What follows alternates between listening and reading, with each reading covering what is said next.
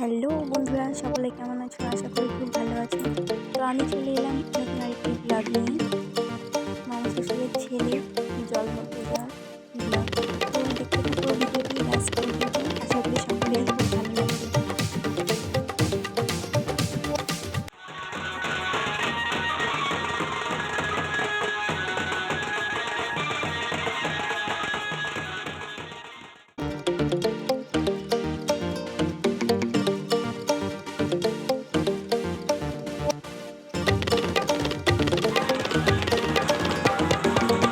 তো মামিরা ওখানে সবাই নাচ করছে। আর এটা হলো আমাদের শ্মশানকালী মন্দির। এটা হলো শ্মশানের পাশে। এই যে শ্মশানকালী মন্দিরের সামনে এই বট গাছটি, এখানে এবার পুজো জল ভরা সব কিছু কমপ্লিট। তো এবার আমরা চলে যাব বাড়ি থেকে।